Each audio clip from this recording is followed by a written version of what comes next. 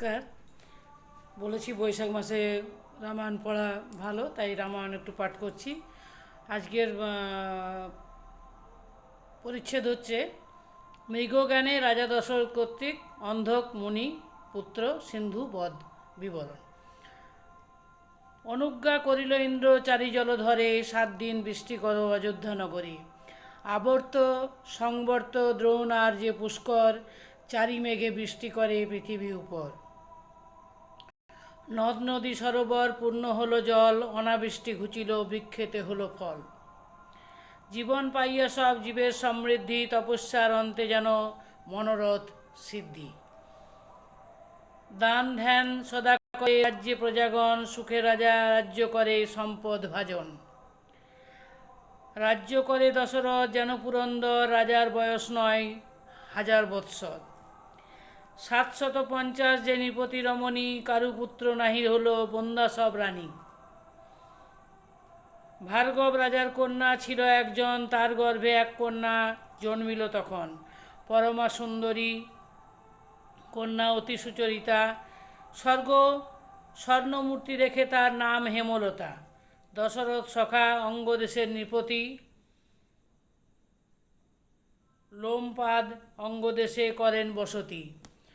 জন্মিয়াছে কন্যা দশরথের, শুনিয়া লোমপাদ আনে তারে লোক পাঠাইয়া।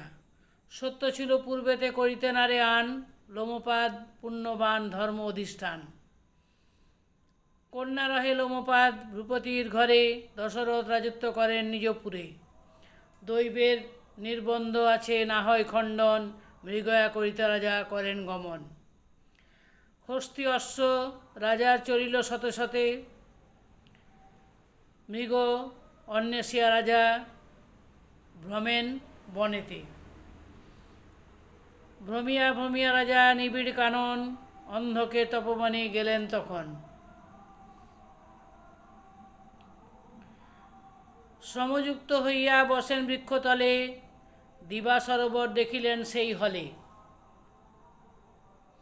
দিবা সরোবর দেখিলেন সেই স্থলে। অন্ধক মুনির পুত্র সিন্ধু নাম ধরে, কলসিতে তারে কলসিতে জল ভরে সেই সরোবরে। কলসির মুখ করে বক বক ধ্বনি, রাজা ভাবে জলপান করিছে হরিণী। লতা পাতা খাইয়া পশেছে সরোবর,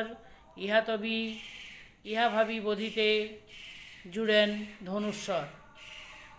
শব্দবেদী বান রাজা শব্দমাত্র হানে,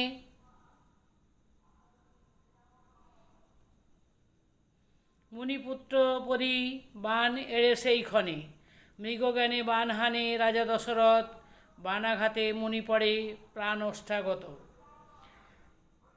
মৃগের উদ্দেশ্যে রাজা যান দৌড়াদৌড়ি, মৃগ নহে মুনিপুত্র যায় গড়াগড়ি। দেখেন সিন্ধুর বুকে বিঁধিয়াছে বান,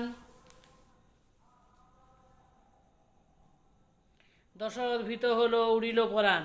বুকে বান বিঁধিয়াছে কথা নাহি সরে, ইঙ্গিত করিয়া বলে জল দেহু মরে। অঞ্জলি ভরিয়া রাজা আনিল জীবন, মুখে দিবা মাত্র পানি, মুখে দিবা মাত্র মুনি পাইল চেতন। শিরে হাত দিয়া রাজা করে অনুত্তাপ, ব্যাকুল দেখিয়া মুনি নাহি তা দিল সাপ।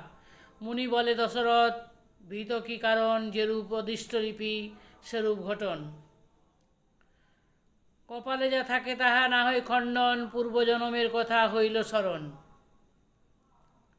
পূর্বেতে ছিলাম আমি রাজার কুমার, মারিতাম বাটুলেতে পক্ষী অনিবার।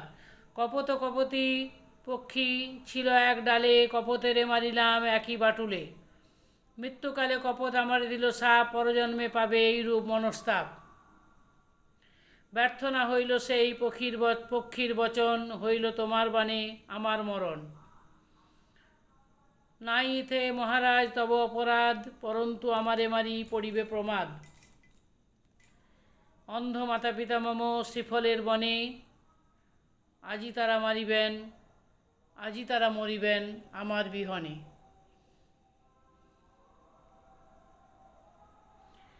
এই বড় দুঃখ মোর রহিল যে মনে, মৃত্যুকালে সাক্ষাৎ না হলো দোহাসনে।